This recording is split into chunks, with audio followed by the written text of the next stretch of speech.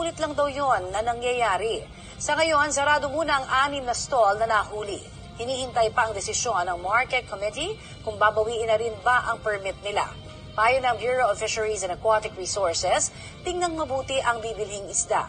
Dapat ay firm o hindi nadudurog ang laman nito at hindi masangsang, hindi amoy maasim o amoy kemikal.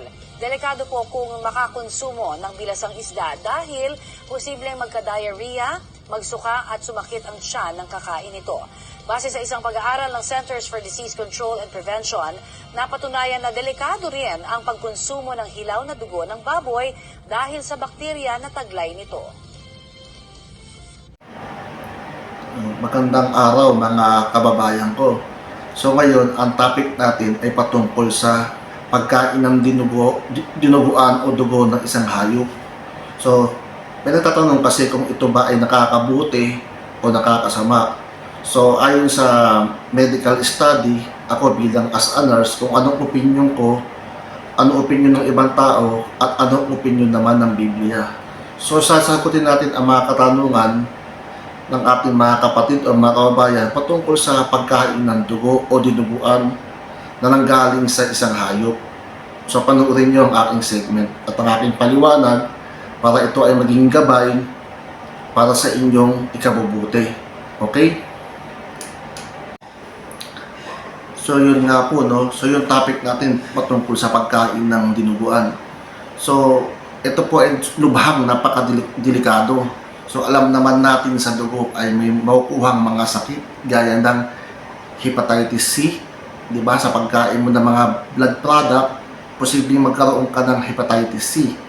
So ang term naman na bacteremia, ito rin ay infeksyon na makukuha sa dugo ng isang hayop. Bukod pa doon, mayroon pang tinatawag na mga Pseudomonas, E. coli, Candida albicans na posibleng itong makuha o ma-acquired sa pagkain mo ng dugo ng isang hayop na gagawin mong dinuguan.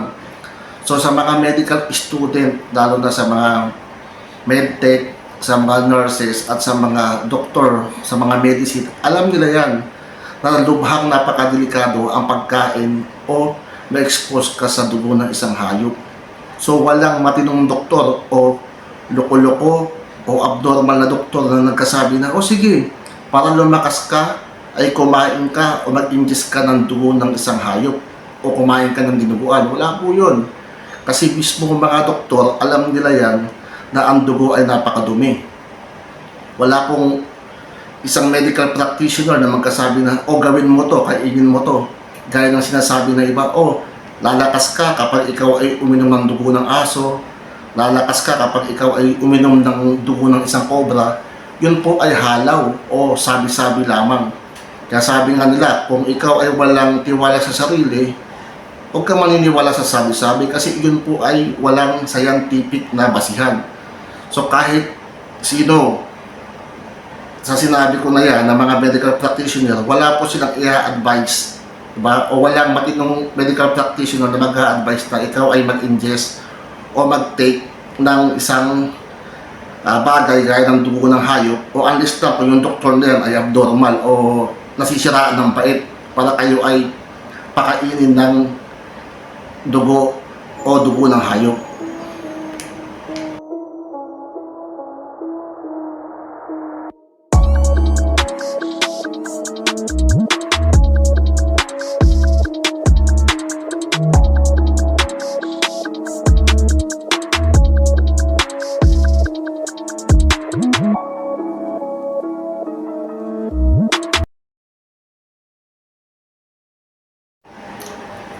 So yun nga po, moving forward sa topic natin, sa pagkain ng dinuguan. Ito ay masasabi ko na ito ay isang pambobola o hindi katotohanan. Kasi nga, di ba sabi ng mga doktor, oh, wag kang kumain ng junk food kasi magkakasakit ka. Wag kang kumain ng junk food kasi ikaw ay magiging unhealthy. Itong pagkain ng dinuguan ay may turing rin na isang junk food. Di ba? Sabi na, potato chips, french fries, hamburger. Ito ay mga unhealthy kasi nga ito ay makolesterol at mayaman sa mga oil at sa mga preservative. Ganun din naman yung pagkain ng dinuguan.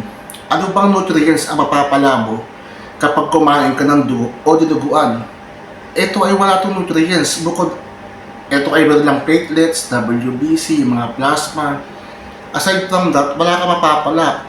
Ang mapapala mo pa dito, pwede kang magkaroon ng diarrhea, cholera, food poisoning kasi nga may mga bakterya na nakapaloob sa mga blood components ng dugo, mga parasitic form. Kaya hindi totoo na ito ay dapat kainin. Sa opinion ng iba pwede, pero sa aming mga medical professional sa medical field, hindi talaga pwede na ipilit na kumain tayo ng dinuguan. Kumain na lang kayo ng mga healthy foods.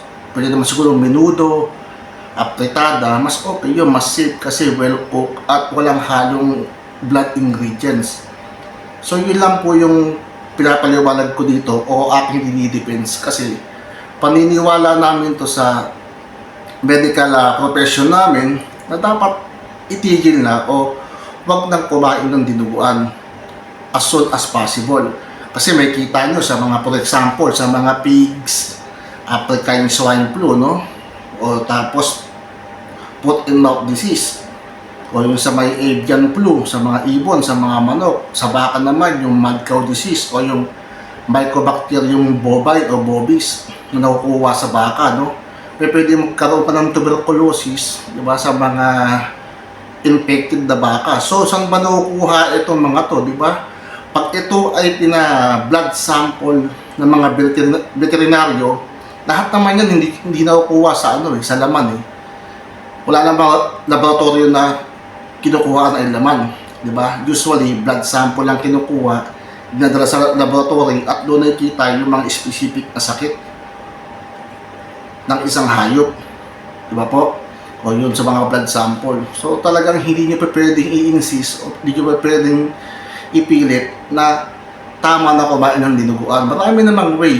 Di ba, ang ibang mga doktor, sila Doc Willie Ong, Doc Garrison, ultimo nga pagkain ng mga meat products, di ba? Iwasan kumain ng mga taba, sobrang mga laman. Yun ang laman na nga, tsaka taba yun na, pero nililimit natin kasi nga pwede kang magkaroon ng heart disease, hypertension, high cholesterol. Ito pa kayang dinuguan. Hindi natin alam kung saan ito galing itong mga hayop na to na pinagkakatay dyan. Iba pa dyan, double dead, di ba? Yung mga dugo, saan nila sinasalok kayo, mga container, minsan sa mga lapag-lapag pa. So, napaka-danger. Huwag yun ang ilagay sa risky yung inyong kalusugan. So, i-stop na natin, okay? Ito naman po yung nakasulat sa Biblia patungkol sa pagkain ng dugo o dinuguan. Una, ngunit ang lamang may buhay na siya ninyong dugo ay huwag ninyong kakanin. Pangalawa, ang sino mang kumain ng dugo ay magiging kalaban ko at ititiwalag sa kapulungan. So, ngayon nga po mga kapatid, no? So, itong segment natin, no, itong paksa na to ay isa lamang tong gabay para sa ating kaalaman na ang pagkain ng dugo talaga ay bawal o magiging kalaban ka ng Diyos. Pero nga tayong freedom of choice o freedom of free will. So nasa sa atin na yun kung susundin natin yung paksa sa Biblia at mga advice ng mga medical professional na hindi nga talaga ligtas na kumain ng dugo. So salamat po sa inyong pakikinig hanggang sa susunod na segment. Sana manood kayo. Please like, share, and subscribe. Thank you.